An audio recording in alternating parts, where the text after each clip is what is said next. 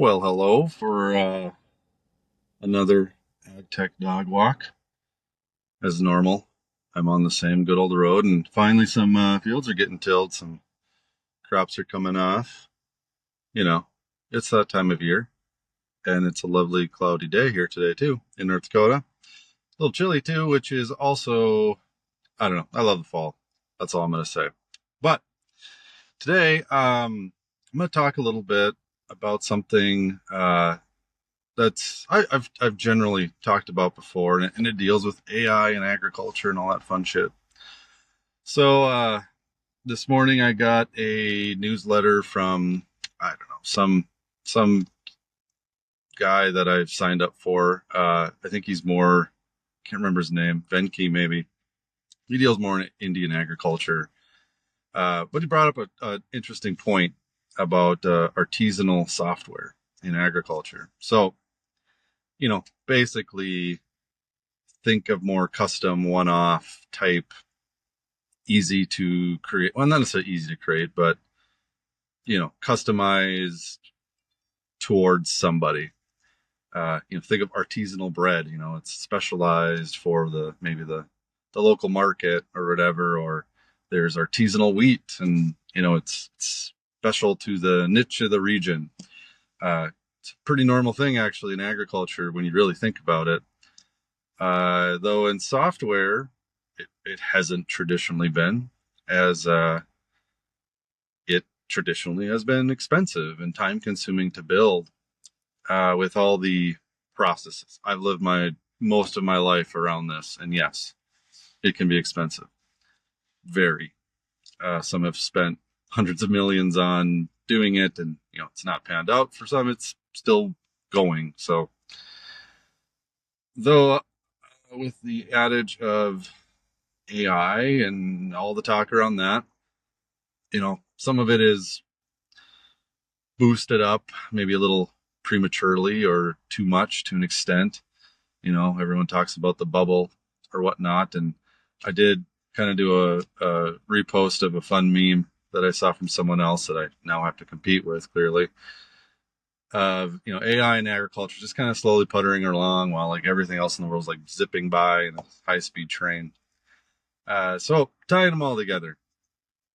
Now, I'm skeptical and not skeptical when it comes to this type of thinking with artisanal software. And basically the thought from this guy's quick thread was, oh, it can make some quick, easy tools that are, put them out, they can do their job, and heck, they can maybe even be thrown away, or you can redo them really fast. There might be something there, to be honest. How and where that will fit, I'm not sure, but I could see, if things progress the way they kind of seem to an extent, yeah, I could see in the future farmer just prompting kind of a little software tool that he needs for a moment, uh, whatever it might be. And then maybe he builds upon that, or she builds upon that, or whatever. That, or maybe there's a smaller business. It's like, we just need this little thing for this or that, this little artisanal software for us, for our ag production, because we have, some odd situation, specialty crop or whatnot, different regulation, different rules, who knows? Oh yeah, that could play too. And I think it does play right now. Of course, anything in AI is increasing in price. There is a cost to it. So don't think that it's, free, though. Knowing some people that I've known, how they're building some of the things these days, and it is getting interesting. One group I know, now they are also experts in their field. They know everything. They know what works, what hasn't. They have tons of experience doing this. So them building their new thing, they can use that. And they created an insanely powerful system within a year. I'm working with them a little bit on trying to fit that in the right places. And yeah, it is, in my mind, it's a groundbreaking thing. And it's also a little scary. But not. It's empowering Now, is theirs more artisanal? In a sense, it can be because it's modular and it's quick to build things up because they're not trying to one off these back end processes. They're trying to use what's there and just fit them within the agriculture realm.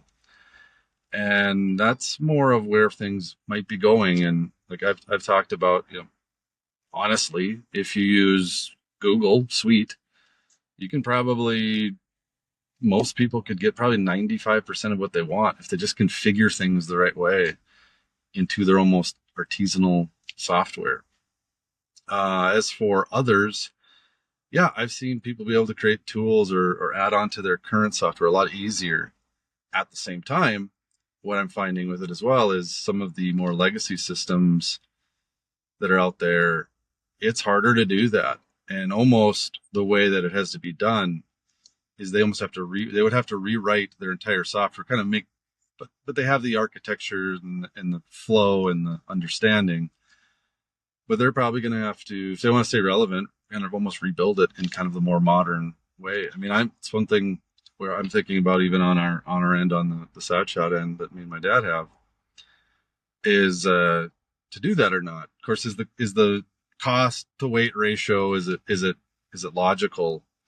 Maybe not. I guess it kind of depends on what your customers are, what they're used to. Sometimes even you can build these new little tools, but can you get anyone to actually use them?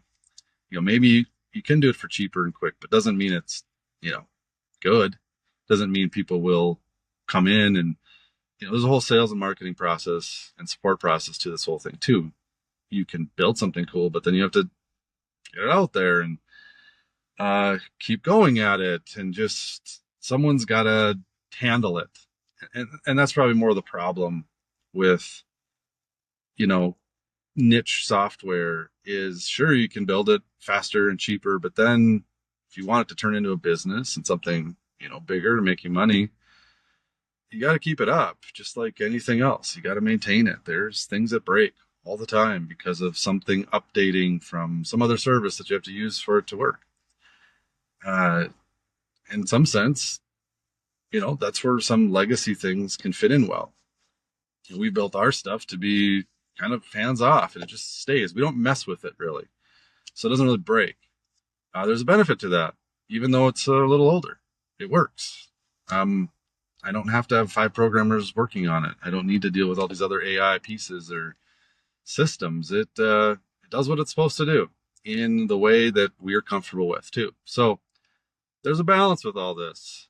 Anyways, just wanted to call that out a little bit and talk through it. You can go as deep as you want with it, but there'll be more of it. You'll see more. It's here to stay. It's also imperfect. So I'd love your thoughts on it and how you're experiencing the artisanal software world in agriculture or beyond. Either way, it's here. It's probably not going away. So have fun with it if you can. And if you don't want to, then I guess don't. See you later.